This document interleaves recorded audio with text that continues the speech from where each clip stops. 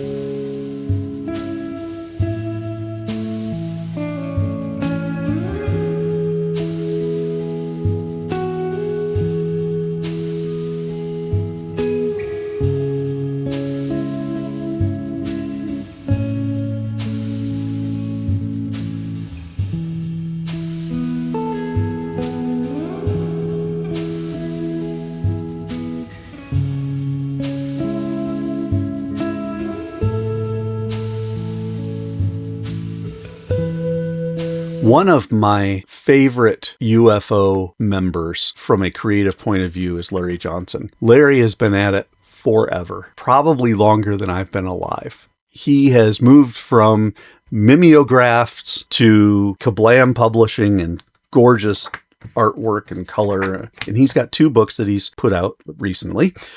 Tales of the Broken Bee, number 8. They're Westerns, but done with often a mystical or science twist. And then Dream Diary, which is his interpretation of dreams. So we'll put Dream Diary off to the side. Take a look first at Tales of the Broken Bee. This is pretty straight sequential art cartooning. Broken Bee, of course, is set in the desert Southwest. He loves to put his pictures from the desert Southwest in. In fact, if I recall correctly, when I asked him to do a cover for Heroes Now Patriot, he put some photography from the desert Southwest in the background and had his characters in there. Kind of a neat little side note. Larry did that for me, and he loves his desert Southwest, and he does a great job representing it.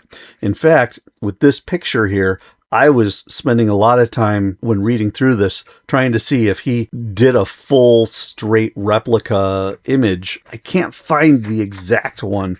This looks pretty close, but I mean, he's got the receipts. He's doing great landscape work here and great foliage work here. It's a very well done, well drawn piece. He's been at it for a long time. This is what happens when you keep practicing over the years. You get a chance to do some really neat stuff.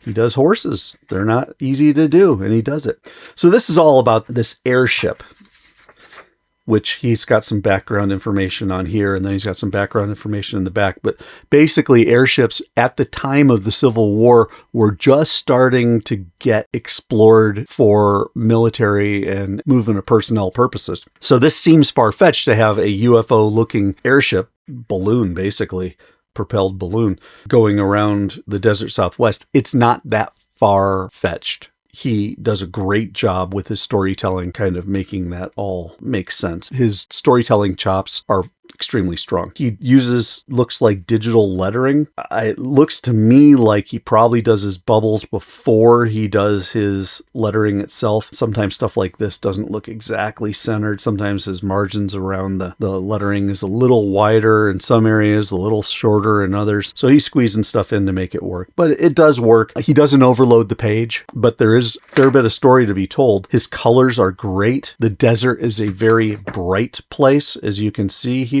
That blue is about as deep as life gets out there. And so using these pastels out there really emphasizes the brightness of the desert. I love that. He's good at having spot colors like the reds, especially in these darker blues. They contrast really well with our sandy colors and our brighter colors.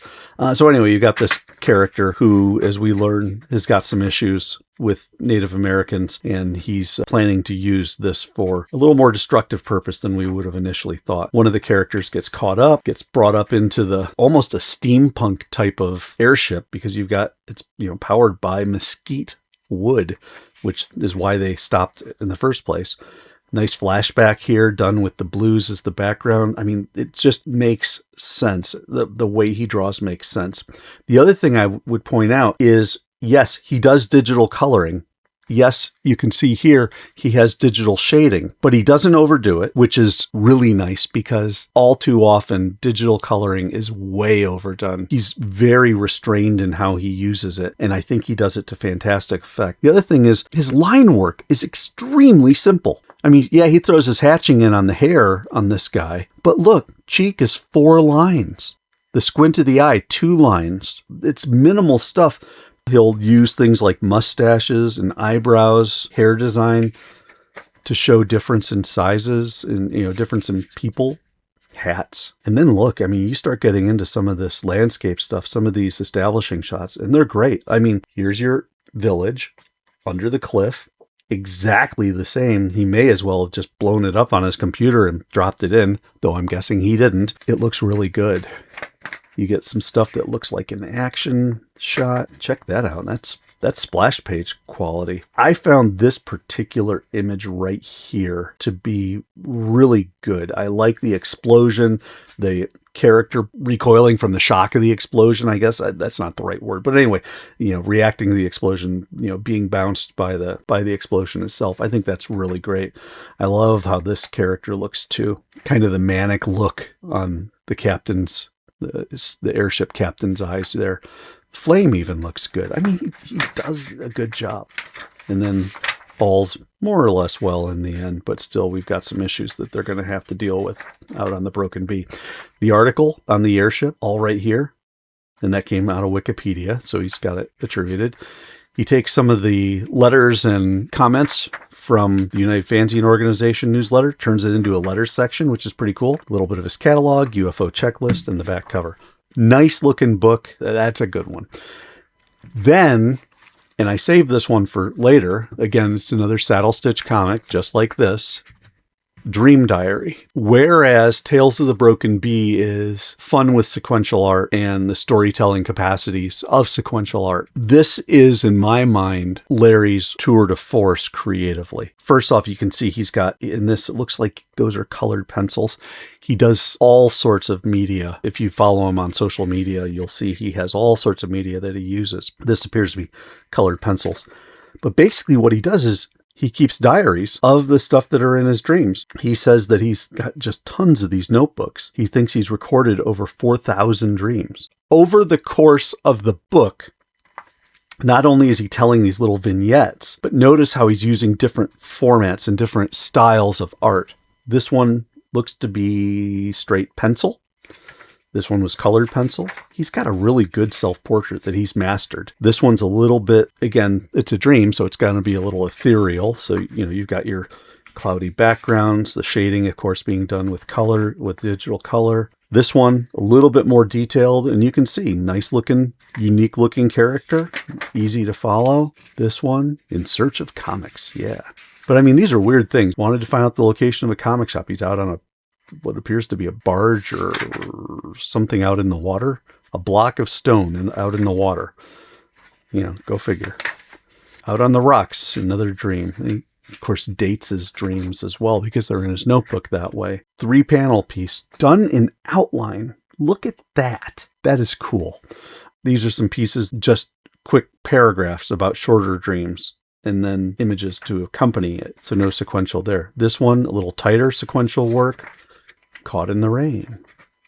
I like the kind of almost a flashback style, thinking back to Broken Bee, of the muted, almost single color, which he then really shows up well against, using effectively a 12-panel page because this is a one single panel across the top instead of 3. Black line art.